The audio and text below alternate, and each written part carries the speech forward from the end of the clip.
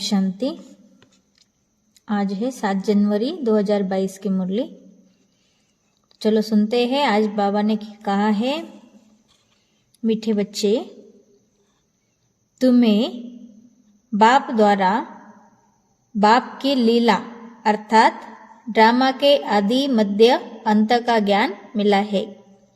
तुम जानते हो अब ये नाटक पूरा होता है, हम घर जाते हैं। बाप द्वारा ही बाप की लीला अर्थात ड्रामा के आदि मध्य अंत का ज्ञान हम बच्चों को मिला है। तुम बच्चे जानते हो अब यह नाटक पूरा होता है, अब घर जाते हैं। इसीलिए कहते खुदा का परिचय खुद देता है, उसका परिचय और कोई नहीं दे पाता है। प्रश्न पूछा है प्यारे बाबा ने आज, स्वयं को बाप के पास रजिस्टर कराना है तो उसके लिए कौन सा कायदा है? तो चलो सुनते हैं बाबा का उत्तर। बाप के पास रजिस्टर होने के कारण पहला कायदा, बाप पर पूरा बलि चढ़ना पड़ता। दूसरा कायदा, अपना सब कुछ भारत को स्वर्ग बनाने की सेवा में सफल करना होता है। और तीसरा कायदा, संपूर्ण निर्विकारी बनने का कसम उठाना पड़ता और फिर ऐसे रहकर भी दिखाना होता है। ऐसे बच्चों का नाम अलमाइटी गवर्नमेंट के रजिस्टर में आ जाता है। उन्हें नशा रहता है कि हम भारत को स्वर्ग व राजस्थान बना रहे, हम भारत की सेवा के लिए बाप पर बलि चढ़ते हैं। तो ऐसे बाबा ने आज अपने आप को कैसे रजिस्टर करे ये बात बताई है। तो चलो अभी सुनते हैं मुरली का गीत। ओम नमः शिवाय।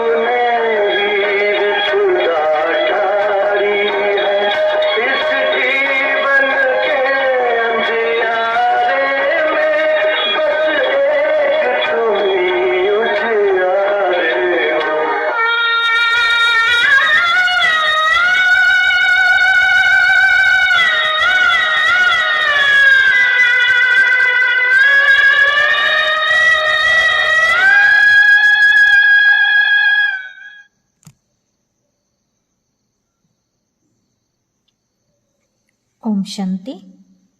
तो आज हमने सुना जिसकी महिमा में ये गीत है वही बैठकर अपने रचना की महिमा सुनाते हैं। जिसको लीला भी कहा जाता है, लीला कहा जाता है नाटक को, और महिमा होती है गुणवान की। तो उनकी महिमा सबसे न्यारी है। मनुष्य तो जानते नहीं, बच्चे जानते हैं कि उस परमपिता परमात्मा का ही इतना गायन है। जिसकी शिव जयंती भी अब नजदीक है, शिव जयंती के लिए भी ये गीत अच्छा है। तुम बच्चे उसकी लीला को और उसकी महिमा को जानते हो। बरोबर ये लीला है, इसको नाटक ड्रामा भी कहा जाता है। बाप कहते हैं कि देवताओं से भी मेरी लीला न्यारी है। हर एक की अलग अलग लीला होती है। जैसे गवर्नमेंट में प्रेसिडेंट का मिनिस्टर का मर्तबा अलग अलग है ना। अगर परमात्मा सर्वव्यापी होता तो सबकी एक एकट हो जाती। सर्वव्यापी कहने से ही भूख मरे है। कोई भी मनुष्य न बाप को न बाप की अपरंपार महिमा को जानते हैं। जब तक बाप को न जाने तब तक रचना को भी जान न सके। अभी तुम बच्चों ने रचना को भी जाना है।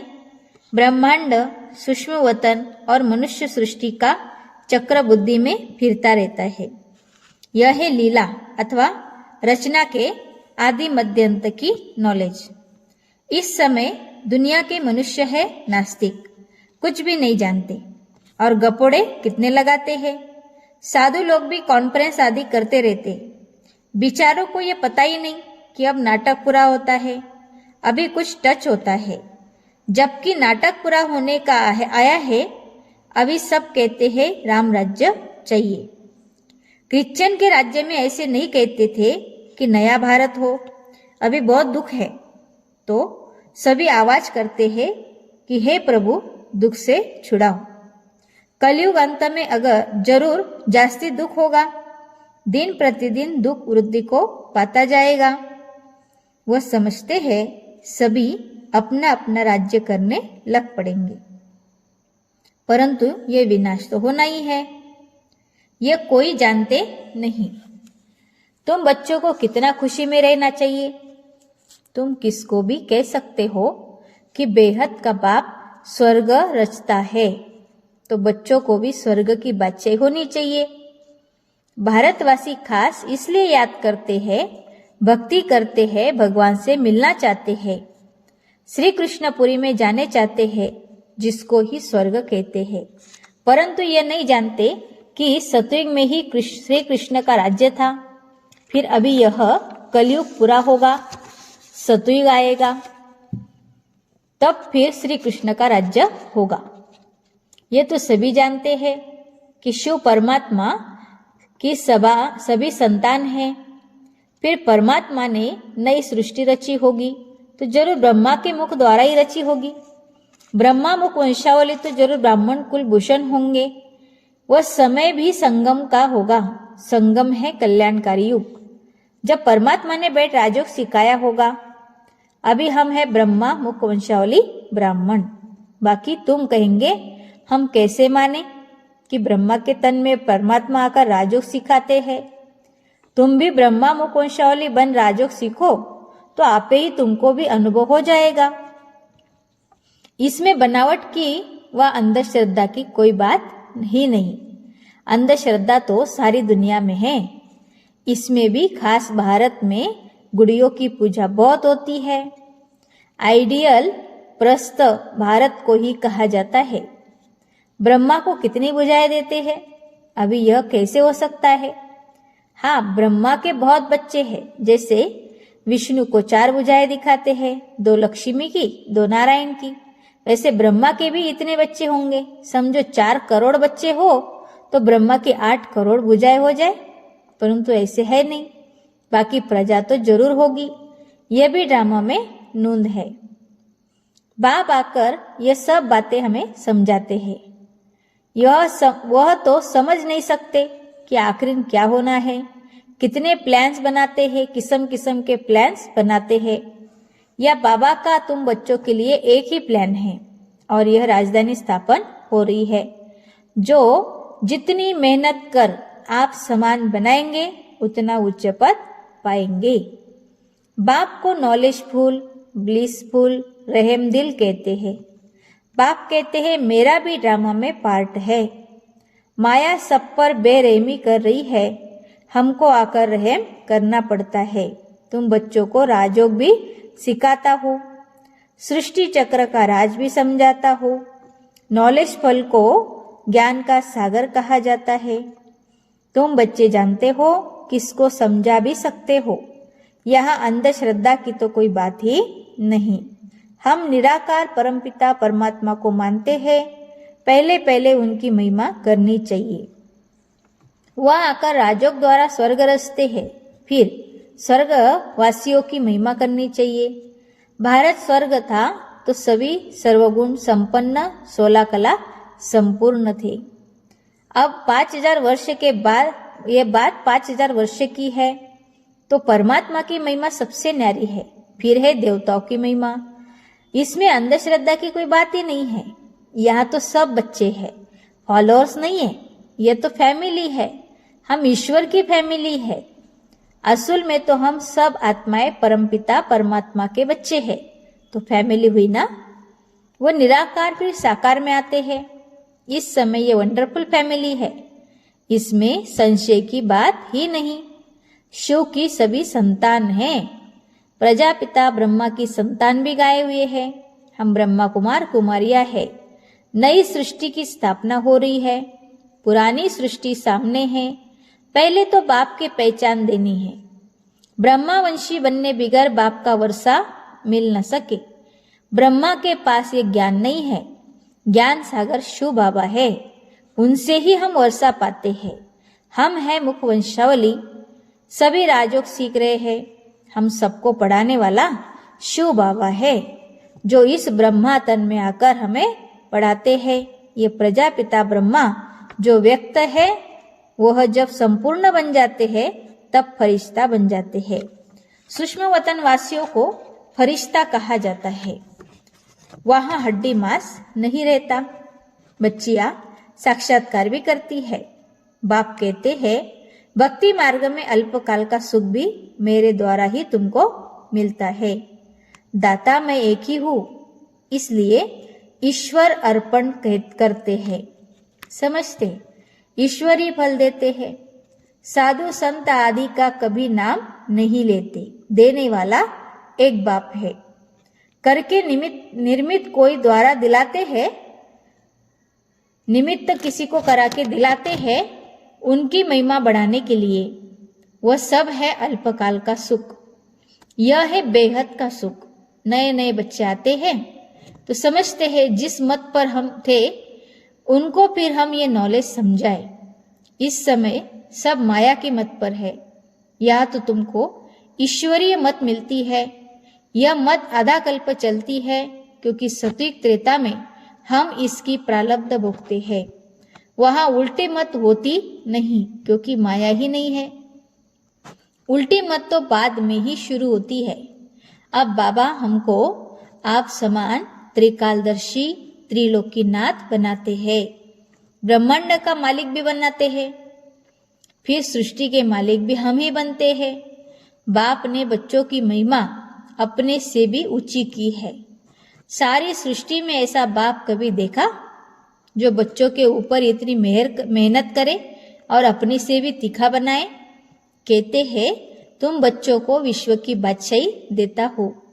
मैं नहीं भोगता, बाकी दिव्य दृष्टि की चाबी मैं अपने हाथ में रखता हूँ। भक्ति मार्ग में भी मुझे काम में आती है। जब भी ब्रह्मा का साक्षात्कार कराता हूँ कि इस ब्रह्मा के पास जाकर राजो सीख, भविष्य प्रिंस बनो। यह तो बहुतों को साक्षात्कार होता है। प्रिंस तो सभी ताज सहित होते हैं।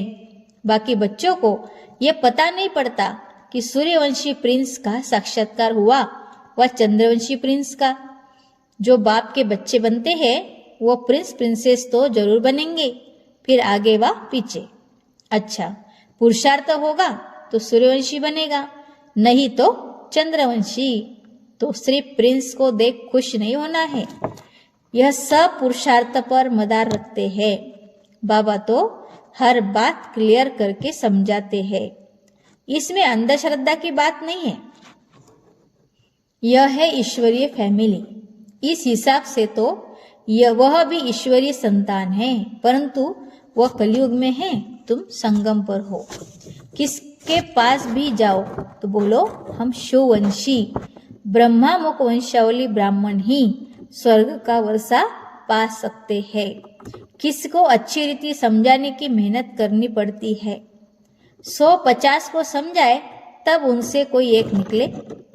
जिसकी तकदीर में होगा वो कोटों में कोई निकलेगा। आप सामान बनाने में टाइम लगता है, बाकी साहूकार का आवाज बड़ा होता है। मिनिस्टर के पास जाते हैं तो पहले वो पूछते हैं, आपके पास कोई मिनिस्टर आता है?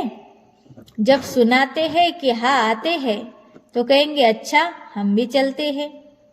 बाप कहते हैं मैं बिल्कुल साधारण हूँ, तो साहूकार कोई विरला ही आते हैं, आने जरूर है, परंतु अंत में तुम बच्चों को बहुत नशा रहना चाहिए, उन्हों को समझाना है हम तो भारत की तन मन धन से सेवा करते हैं, तुम भारत की सेवा के लिए ही तो बलि चढ़े हो ना। ऐसा प्लान तो फिस्ट कोई होता नहीं, वो तो पैसे इकट्ठे कर मकान आदि बनाते रहते हैं, आखिर तो यह सब कुछ मिट्टी में मिल जाना है।